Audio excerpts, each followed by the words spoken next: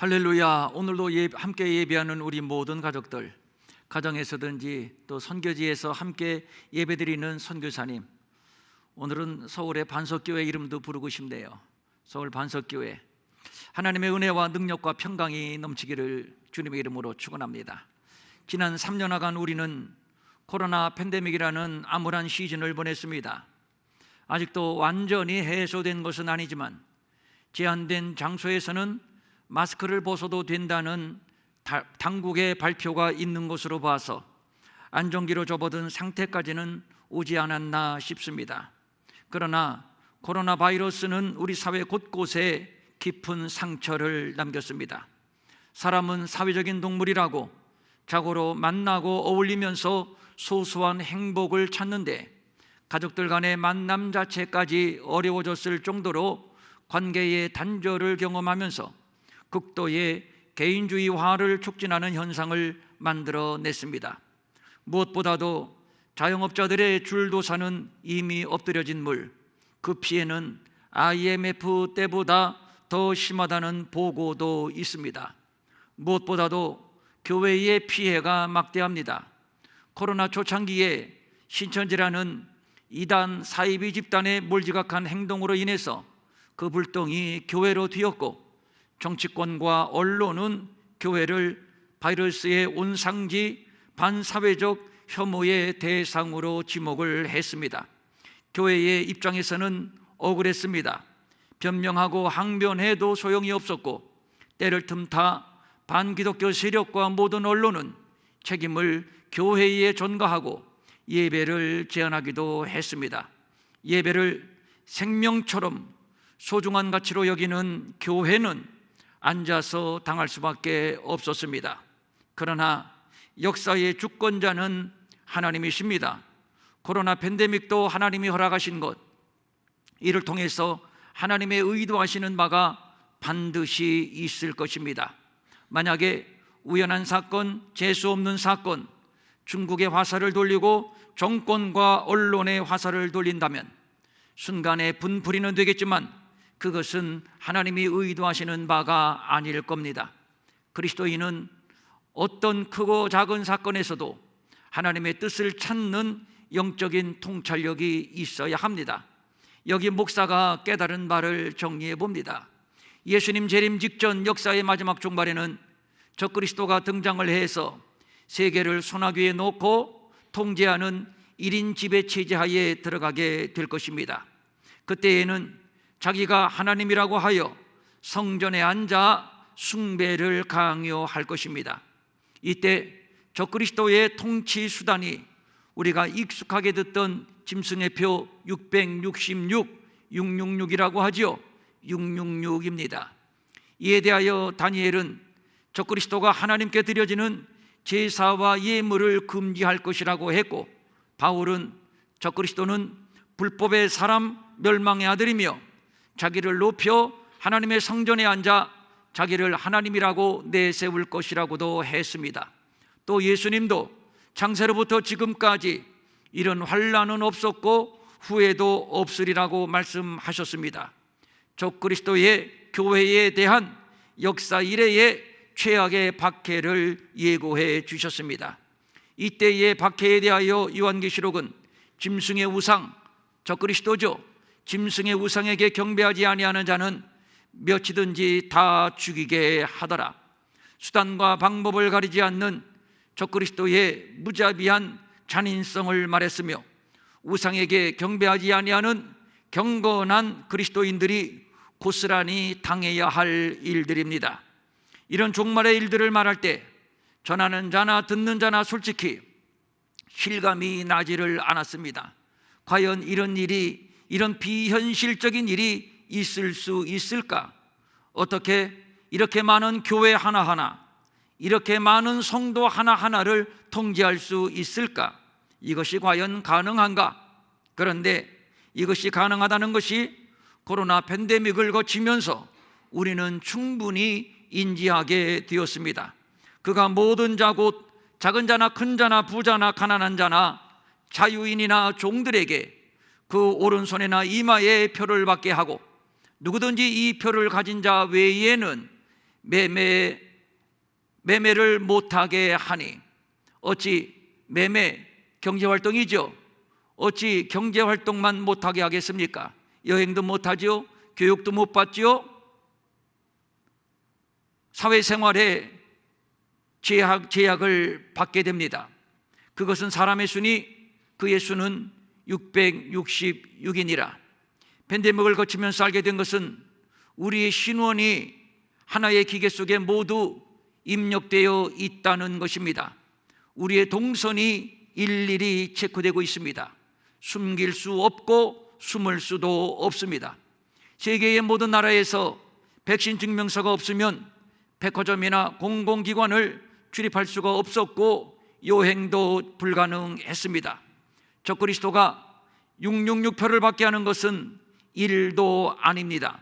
이런저런 이유로 백신을 맞지 않은 사람들도 이제 코로나가 조금 풀려서 여행을 하려고 하니 백신 증명서가 필요하고, 그래서 부득이 백신을 맞았다고 하는 자들이 많습니다. 어쩔 수 없습니다. 666 짐승의 표를 맞지 않으면 아무것도 할 수 없는 시대, 그래서 부득불 맞을 수밖에 없는 시대가 코앞에 도래했습니다. 모든 시스템은 이미 구축이 되어 있습니다. 이런 일이 되기를 시작하거든 일어나 머리를 들라, 너희 속량이 가까웠느니라. 나태한 교회들을 깨우는 강력한 주님의 경고의 나팔이 바로 코로나라고 생각이 됩니다.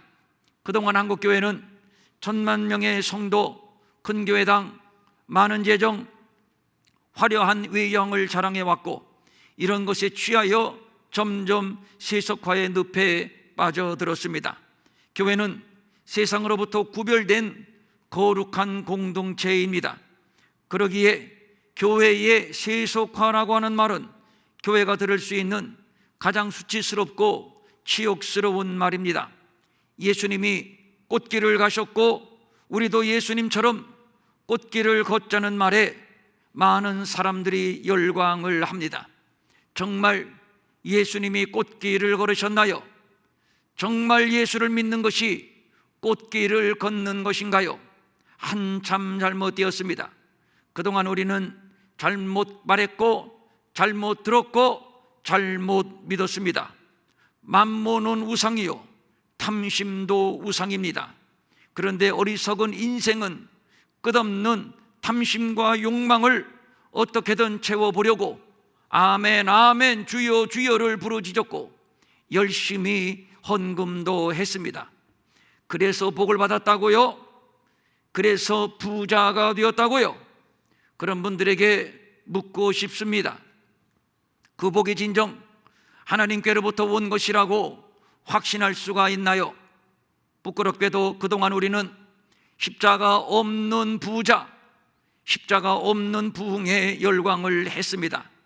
이런 우리들에게 하나님은 코로나 성적표를 발송하셨습니다. 너희들의 믿음은 이 정도야. 받고 보니 얼굴을 들 수가 없습니다. 거품이었고 뻥튀기였습니다. 세속화의 썩은 냄새가 진동을 합니다. 우리가 가는 길이 좁은 길이 아닌 넓은 길, 아니 꽃길이었고 예수님의 우편에 앉으려고 또는 좌편에 앉으려고 저마다 돈잔치를 벌였습니다.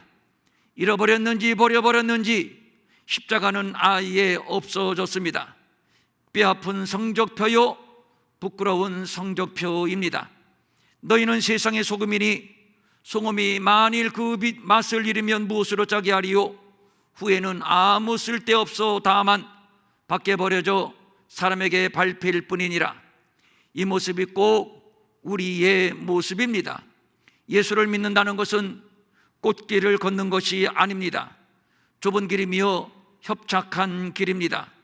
그래서 찾는 이들이 극소수이지만 그럼에도 가야만 하는 것은 예수님이 가신 길이며 또 생명의 길이기 때문입니다.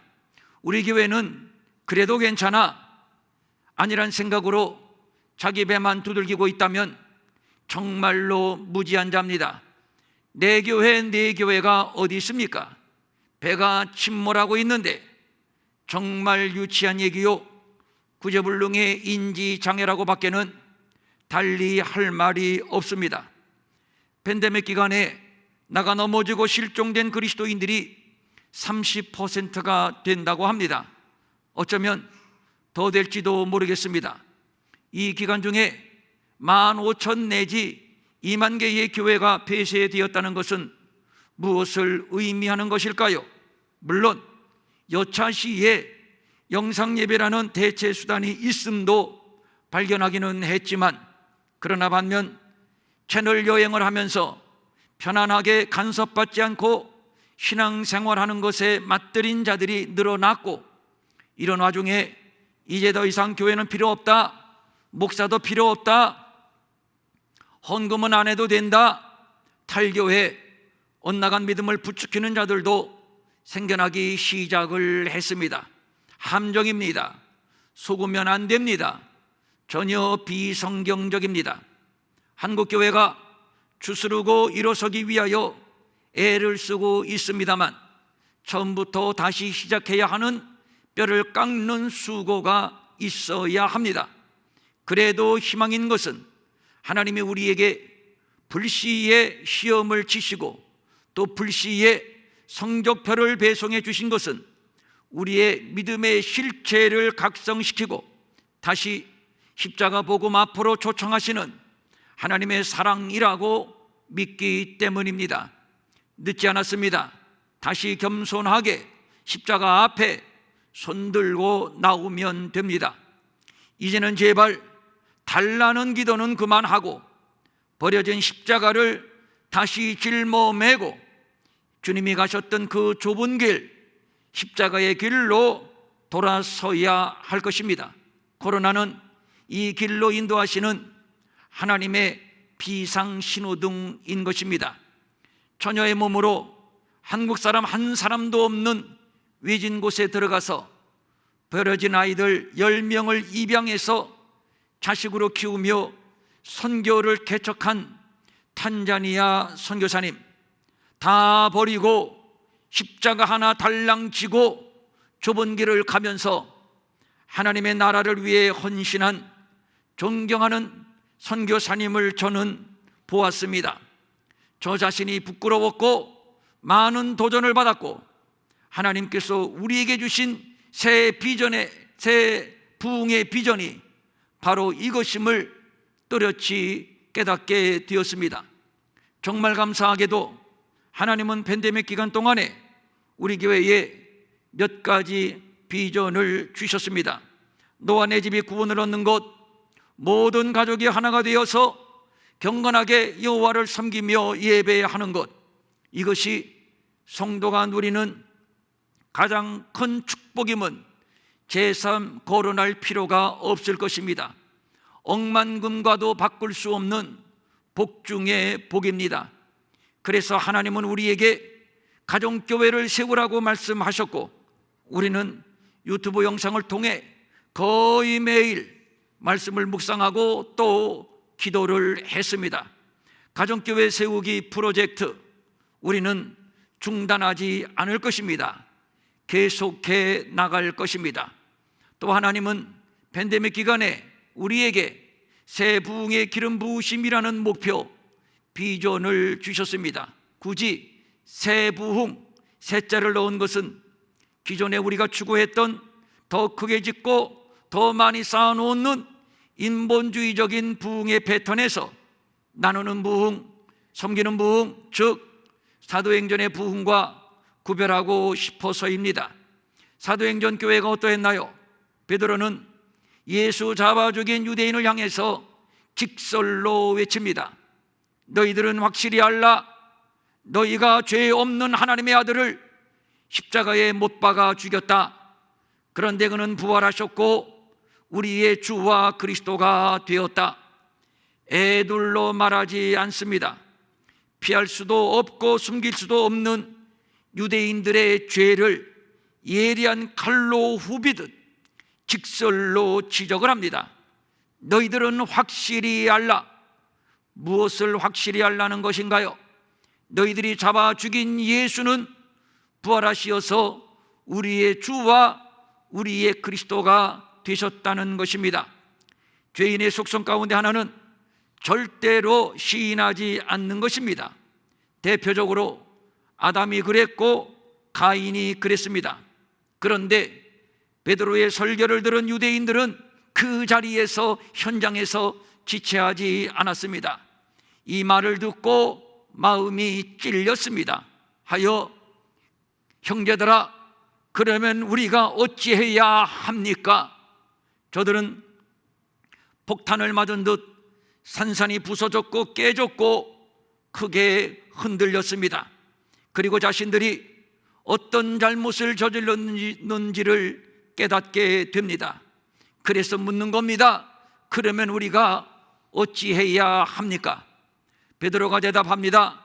너희가 회개하여 각각 예수 그리스도의 이름으로 세례를 받고 죄 사함을 받으라. 그리하면 성령의 선물을 받으리니, 믿음은 돌이키는 것입니다. 그리스도에게로 돌이키는 것입니다.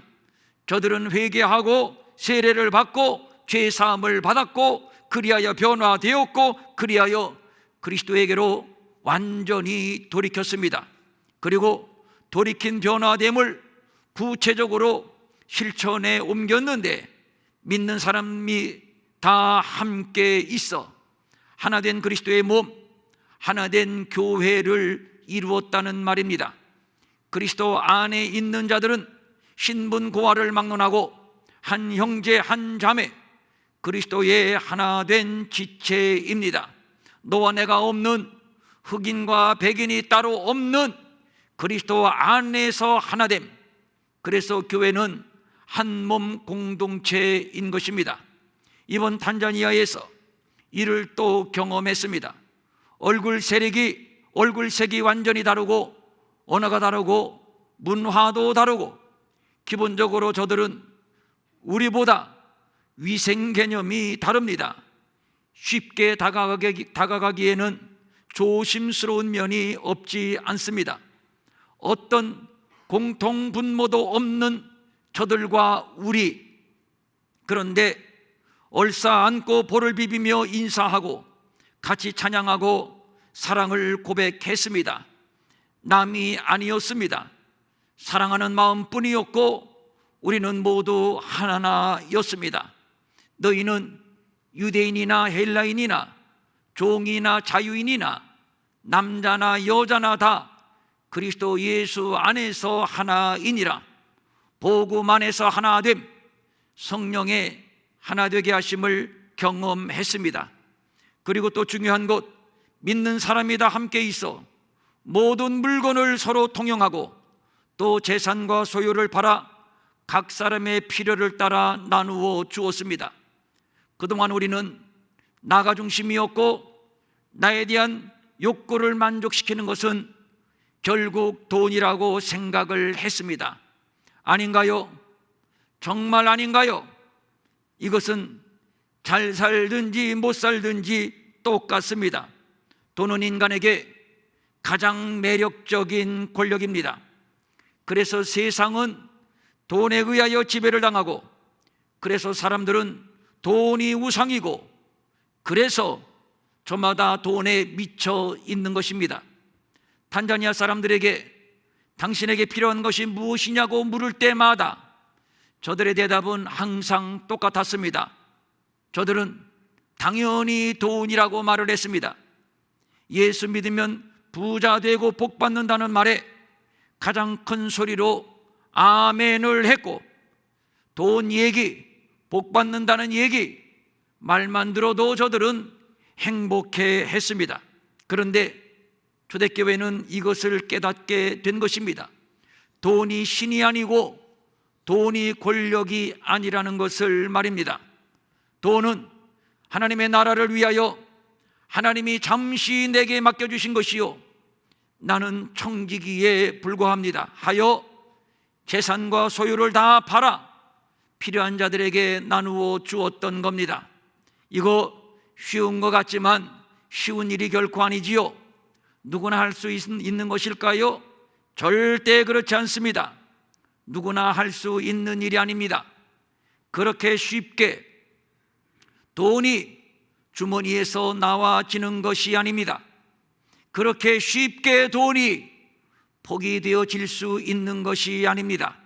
그런데 돈의 가치보다 더 귀한 가치를 발견했으니 바로 예수 그리스도시요, 그래서 주님이 기뻐하시는 일에 과감하게 전대를 풀었던 겁니다. 예수 믿는 자들에게 가장 어려운 작업이 바로 이 작업입니다. 이 작업에 실패하여 더 높은 믿음의 고지에 이르지 못하는 자들이 얼마나 많은지 모릅니다. 여전히 나의 주인은 돈이 아닌가요? 믿음이 돈을 좌우합니까? 아니면 돈이 믿음을 좌우합니까? 거창하게 순교를 말하지만 11조조차 온전히 드리지 못합니다. 눈 가리고 아웅 신용만 내는 자들이 참으로 많습니다. 구원받은 감격, 구원받은 감사, 구원받은 증거가 그들에게 있기나 한 것인지 저는 궁금합니다. 하나님이 어떠한 분이신지 의식하고 있기는 한 것인지 심히도 궁금합니다. 통렬하게 각성을 해야 합니다. 물론 여기 목사도 예외는 아니지요.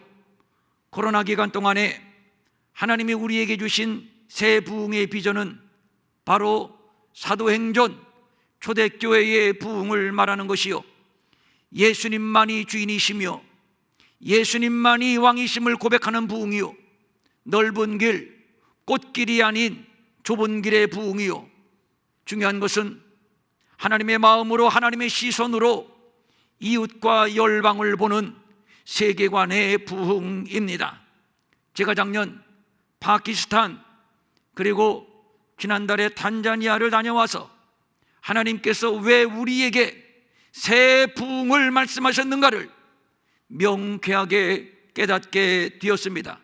그리고 우리의 좌표도 분명해졌습니다. 파키스탄 어린아이들이 선교사가 되겠다고 결단하고 교회마다 매년 배가의 부흥을 이루는데, 그런데 안타깝게도 교회당이 비좁고 시설이 부족한 것을 제가 확인을 했습니다. 지난주에 파키스탄 선교사님에게 선교 메시지가 날라왔습니다. 어린 선교지망 청년들이 강력한 무슬림 지역에 들어가서 쪽복음을 나누어주며 전도를 했습니다. 무사할 리 있습니까? 저들이 무슬림에 의해서 감금당했습니다. 그리고 협박을 받습니다. 너희들이 여기가 어디라고 감히 와서 예수 믿으라고 하는 것이냐? 너희들은 이곳에서 나갈 수가 없을 것이야. 얼마나 두렵고 얼마나 불안했겠습니까? 저들은 3명이서 이런 얘기를 주고받으면서 힘을 얻었다고 합니다. 우리 다니엘처럼 끝까지 믿음을 지키자. 죽는다면 영광스럽고 거룩하게 순교하자. 순교할 각오를 한 다음에 못할 말이 어디에 있습니까? 용기를 얻어 오히려 큰 소리로 이렇게 말을 했다고 합니다. 우리들은 당신들의 경전 코란을 보고 코란에 무슨 말씀이 있는가 우리도 공부를 하는데, 어째서 당신들은 성경을 안 보고 성경을 나누어주는 우리를 죽이겠다고 협박을 하는 것입니까? 말인즉슨 틀린 말이 아니거든요. 이 말을 들은 무슬림 지도자가 얼굴이 풀어지면서 놓아주었다는 얘기입니다. 저들은 목숨 걸고 전도하고 있습니다. 저들과 우리 비교해 볼 때 얼마나 부끄럽고 가슴이 먹먹했는지 모릅니다. 그리고 이번 탄자니아, 우리 돈으로 500원이 없어서 반나절 한나절을 걸어옵니다. 주일날 9시에 예배를 시작해서 12시까지 드리고 쉬는 시간 없이 곧바로 나뉘어서 그룹토의 분방 공부를 하고 3시에 다시 모여서 오후 예배를 드립니다. 점심은 안 먹습니다. 저들은 옥수수 가루를 반죽해서 떡처럼 만들어 하루에 한 번 먹습니다. 쌀이 없나? 왜 쌀이 없습니까? 그곳에도 쌀은 있습니다. 그런데 비싸서 살 수가 없습니다. 이번에 목회자들에게 20kg짜리 쌀을 나누어 주었는데 쌀은 머리에 이고 그들은 아이를 우리처럼 등에 업지 않고 옆구리에 이렇게 매달고 다니더라고요. 아이는 옆구리에 이렇게 뭐라고 합니까? 어쨌든지 이렇게 얼싸안고 한쪽 손으로는 가방을 들고, 그리고 하얀 이를 드러내고 행복해하는 모습, 불과 50년 전에 우리의 모습입니다. 이렇게 복을 받고도 행복하지 않다고 불평하는 대한민국, 더 많이 쌓고 더 많이 누리겠다고 이전투구하는 대한민국, 하나님 앞에 고개를 들 수 없을 정도로 부끄러웠고 죄송스러웠습니다. 아니, 파키스탄, 탄자니아 성도들에게 한없이 부끄러웠습니다. 예수를 믿는다는 것이 무엇인가요? 믿음이 좋다는 것이 무엇이며, 성령을 받았다는 것이 무엇이며, 방언을 하고 예언을 한다는 것이 무엇인가요? 예수 믿어서 이렇게 복을 받았다고요? 받은 복이 과연 무엇인지요? 탄자니아 좁은 시장 통해서 율동하며 복음을 전하는 부부, 성경책 한 권 들고 생목소리로 목이 터지라 설교하며 전도하는 사람, 저 구석에 스피커를 설치해 놓고 열심히 설교하며 전도하는 사람들을 저는 몇 팀이나 보았습니다. 누구도 제지하지 않았고 모두 일선을 놓고 경청하며 들었습니다. 무엇이 복인가요?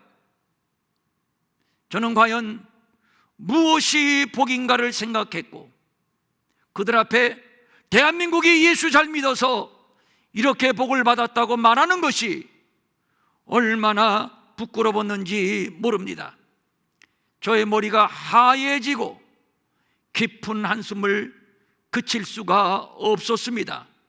우리의 조국 대한민국, 우리의 아들, 딸들, 다음 세대를 생각하면서 말입니다. 우리는 나는 없어, 나는 부족해, 나는 가난해, 하나님의 은혜를 과소평가하면서 헌신, 봉사, 섬김, 나눔, 선교 등등은 싸늘하게 식어지고 이것은 나의 몫이 아니라고 생각해 왔습니다. 솔직히 없지도 않고 부족하지도 않습니다. 모두 욕심 때문입니다. 코로나 기간에 하나님께서 우리 교회에 새 부흥의 비전을 주셨고, 우리는 과연 하나님이 기대하시는 새 부흥이 무엇인지를 보물찾기 하듯 찾아왔습니다. 그 새 부흥은 초대교회의 부흥을 말하는 것이요, 이는 회개의 부흥이요, 하나됨의 부흥이요, 예배의 부흥이요, 또 중요한 것은 나누는 부흥, 섬기는 부흥, 선교의 부흥입니다. 그리하여 하나님은 우리에게 열방의 영혼을 바라보게 하셨고, 저들을 마음에 품게 하셨고, 그리고 저들을 섬기게 하셨습니다. 깨달은 이상 우리는 이 길을 갈 것입니다. 감사하게도 하나님께서 우리에게 이렇게 아름다운 넉넉한 편안한 예배당을 주시고, 우리가 별로 짠해요 건축 헌금을 드리지 않았음에도 작년에 모든 부채를 상환하게 하시고, 이제 우리 교회 부채는 완전 제로입니다. 하나님이 우리 예수님이 하신 말씀이 생각이 납니다. 너희가 거저 받았으니 거저 주어라. 앞으로 우리 교회를 위해서는 건축 헌금을 하지 않지만 선교지에 교회당을 세우고 유치원을 세우고 저들이 필요한 것을 나누는 일을 위해서는 이제 우리 교회는 힘을 모을 것입니다. 정성을 모을 것입니다. 짜내어 주님 앞에 드리며 그리고 선교지로 보낼 것입니다. 그래서 오늘 헌당감사 선교지 건축 헌금 봉투를 여러분에게 나누어 드린 겁니다. 드릴 것이 없다고요? 정말 없습니까? 숨겨놓은 거 없습니까? 지금 생각나는 거 있지요? 그거 드리십시오. 그거 하나님 앞에 드리십시오. 그거 가지고 우리 함께 모아서 선교지에 교회당을 세우십시다. 과부의 엽전두입, 고작 오병이여, 그것을 하나님은 우리에게 받겠다고 말씀하십니다. 우리를 향한 하나님의 부탁이며 명령입니다. 우리 일회교회를 위해서는 한 푼도 쓰지 않을 것입니다. 모두 선교지로 보낼 것입니다. 우리의 어린 아이들까지 동참할 것입니다. 이것이 새 부흥임을 하나님께서 우리에게 알려주셨습니다. 유대 나라가 바벨론에 의해 망하는 것이 기정사실되었을 때 하나님은 에레미야를 부르셨습니다. 그때 에레미야는 나는 아이라 말할 줄을 모른다고 사양을 했습니다. 이때의 에레미야의 나이가 10대였을 것으로 연구되고 있습니다. 에레미야의 입장에서는 당연히 어리다고 할 수 있습니다. 그때 하나님이 격려하시는 말씀입니다. 에레미야야, 너는 아이라고 말하지 마라. 내가 너를 누구에게 보내든지 너는 가라. 너는 두려워하지 말라. 보라, 내가 오늘 너를 여러 나라와 여러 왕국 위에 세워 내가 그것들을 뽑고 파괴하며 파멸하며 넘어뜨리며 건설하고 심게 하였느니라. 꼭 오늘 우리 평촌 일회 교회에게 주신 말씀이라고 생각이 됩니다. 아이라고 하지 말라. 없다고 하지 말며 약하다고 하지 말며 못한다고도 하지 말라. 능력이 없다고도 하지 말라. 한마디로 말해서 핑계대지 말라는 것이지요. 충분히 할 수 있다는 얘기입니다. 가는 곳마다 우리의 손끝이 미치고 발길이 닿는 곳마다 죄와 사망과 저주의 세력을 뽑아버리고 파괴하고 파멸하고, 그리고 복음의 씨를 뿌리고 복음의 씨를 심고, 그리고 흩어져 있는 하나님의 백성들을 추수하는 역사의 마지막 대부흥의 시기에 하나님은 우리에게 새 부흥의 꿈을 주셨습니다. 그리고 충분히 일회교회야 너희는 할 수 있어 라고 말씀하고 계십니다. 이제 우리는 아이가 아닙니다. 못할 것이 없습니다. 내가 너를 모태에 짓기 전에 너를 알았고, 내가 배에서 나오기 전에 너를 성별하였고, 너를 여러 나라의 선지자로 세우노라. 너는 이제 더 이상 아이라고 하지 말라. 내가 너를 누구에게 보내든지 너는 갈 것이며, 내가 내게 무엇을 명령하든지 너는 말하라. 너는 수행하라. 우리의 역사, 우리 평촌 일회교회의 역사는 이제부터 시작입니다. 우리의 역사는 이제부터 시작입니다. 이제부터 하루하루가 하나님 앞에 기록되는 우리의 역사요, 이제부터 우리의 걸음 한 걸음 한 걸음이 우리 후손들에게 남겨지는 역사요, 우리가 외치는 복음 한마디 한마디가 문영혼을 살리는 새 부흥의 크신 역사가 될 줄로 믿습니다. 하나님을 찬미하며 또 온 백성에게 칭송을 받으니 주께서 구원받는 사람을 날마다 더하게 하시니라. 이것이 새 역사, 새 비전, 새 부흥입니다. 사랑하시는 성도님들, 함께 하나가 되어 달려갑시다. 예레미야에게 하신 말씀, 내가 너를 모태에 짓기 전에 알았다. 내가 이레교회가 세워지기 전에 이미 이레교회를 알았다.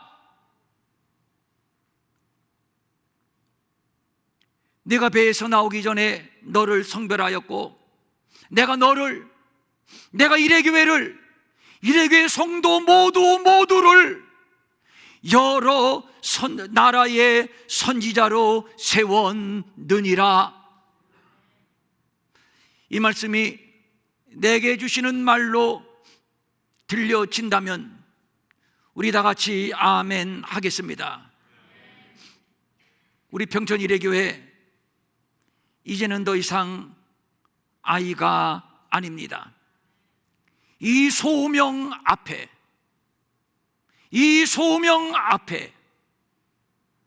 우리는 하나가 될 것이며, 그리고 감사하며 순종할 것입니다.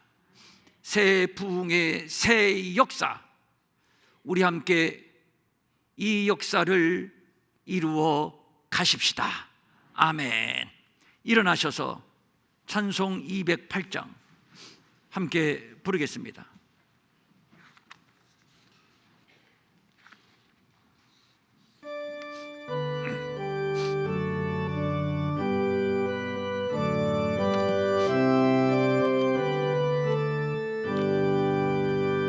내 주의 나라와 주 계신 성전과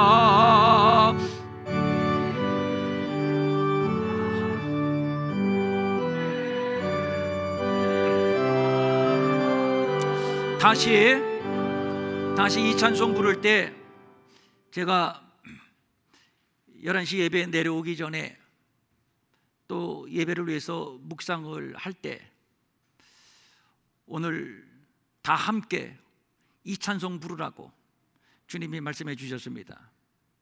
왜 이 찬송을 부르라고 하셨을까? 그냥 정신없이 저는 208장 가지고 내려왔습니다만, 우리 가사를 내게 주시는 하나님이 나보고 신앙 고백하고 그 신앙 고백을 곡조로 올리라고 우리 모두에게 주신 208장입니다. 그거 생각하고 함께 부르겠습니다.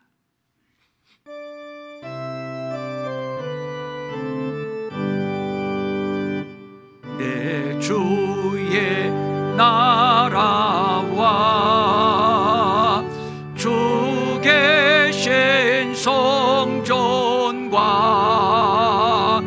피 흘려 사신 교회를 늘 사랑합니다. 내 주의 교회는 천성과 같아서 눈동자같이 아끼사 늘 보호하시네. 이 교회 위하여 눈물과 기도로 내 생명 다하겠네. 가지 늘 봉사합니다. 성도의 교제와 교회의 위로와 구조와 맺은 언약을 늘 기뻐합니다.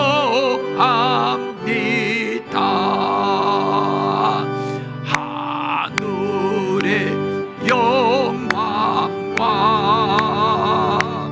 베푸신 은혜가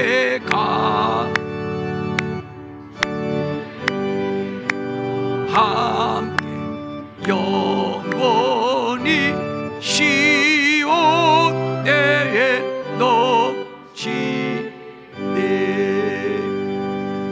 하늘의 영광과 베푸신 은혜가 진리와 함께 영원히 어디에? 시온이 어디 있어요? 이곳이 시온이에요. 이곳이 시온이에요. 이레교회에 넘치네.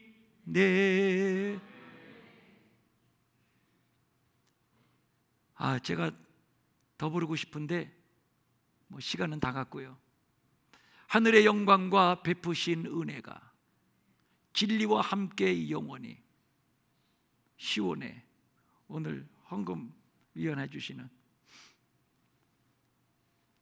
이름이 뭐더라? 진짜 생각 안 나네. 여기 서서 떨어서 그런가 봐요. 진짜 뭐지? 예? 예? 임석교 집사님 또 장주. 참. 진리와 함께 영원히 임석교 집사님 가정교회, 장준우 집사님 가정교회, 오늘 기도해 주신 박준목 집사님 가정교회, 또 맨 앞에 앉아 계신 연 목사님 말고 김태정 권사님 가정교회, 우리 연 목사님, 우리 모두에게, 우리 평촌 일회교회에 어떠하다고요? 이거 금방 또 가사 지웠네. 어떻게 한다고요? 넘치네. 그렇게 믿으시면 아멘. 우리 가운데 넘치는 이 영광, 이 은혜, 이 진리, 이 놀라운 복이, 기름 부으심이 흐르고 넘치고 흐르고 흘러서 열방으로 우리의 발끝이 닿고 손길이 미치고 우리의 음성이 들려지는 곳마다 넘치네. 그렇게 믿으시면 아멘.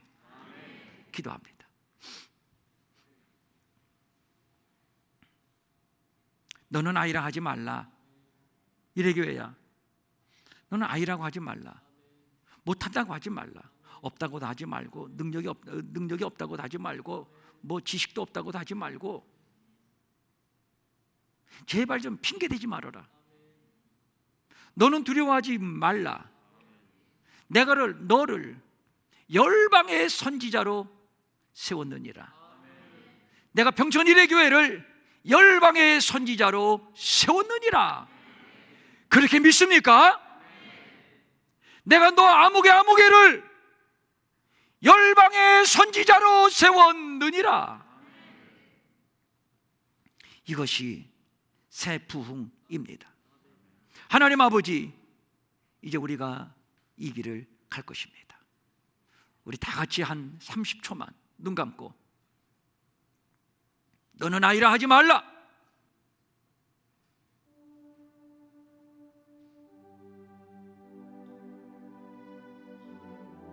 할 수 없다고 하지 마라. 핑계대지 마라. 충분히 할 수 있어. 내가 너와 함께 하리라.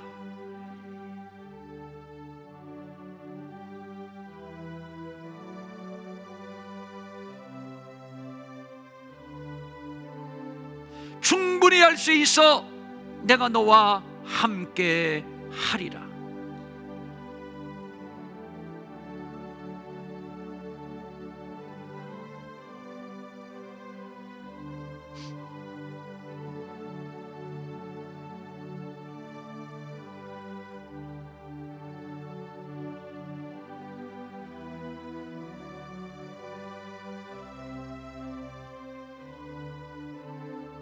하늘의 영광, 베푸신 은혜가 진리와 함께 영원히 우리 평촌 일회교회에 사랑하는 모든 성도들 가정마다 충만 넘치고 넘치는 줄로 믿사옵나이다. 이것이 바람 따라 물결 따라 열방으로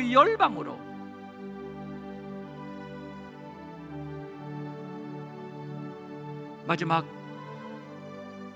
대추수의 부흥기에 이렇게 우리 일회교회가 쓰임받기를 원하옵나니 우리를 불러주셔서 감사하고 주여 마음껏 우리를 사용하여 주시옵소서. 하나님 앞에 핑계대고 인색함이 없게 하시고 나를 위해서 모아서 어떻게 해보자는 것이 아니라 주의 나라를 위하여 우리가 엽전두립 오병이어를 올리기를 원합니다. 성령님 우리에게 감동을 주시고 우리 모두가 어린아이까지 모두가 함께 동참해서 하나님이 우리에게 이 예배당을 거저로 주셨는데 은혜로 주셨는데 거저받은 것 거저받은 은혜 이 헌당을 기점으로 우리도 거저 나누고 섬기는 헌신의 결단이 있게 하옵소서. 간절한 소망을 가지고 각종 예물을 주님 앞에 올립니다. 주일헌금, 주정헌금, 11조, 선교헌금, 구제헌금, 장학헌금, 비전사나 특별선교헌금, 그리고 기도 제목을 적어서 주님 앞에 올린 여러 헌금들, 그리고 음모로 양으로 보이지 않게 섬기는 모든 손길들이 있습니다. 하늘의 복과 땅의 복으로 충만하고 특별히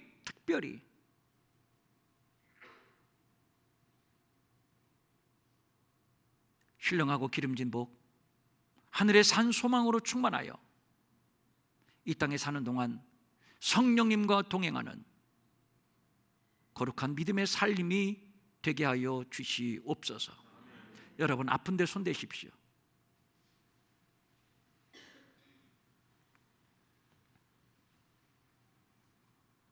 나사렛 예수의 이름으로 명하노니 우리 몸에 붙어있는 거룩한 성전, 이 육체에 붙어있는 질병과 병만은 떠나갈지어다. 예수님의 십자가의 공로 보혈의 능력을 힘입어 명령한다. 우리 몸에 붙어있는 암,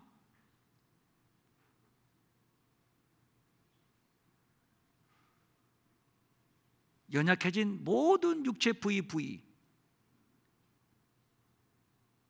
강건함을 회복할지어다. 강건함을 회복할지어다.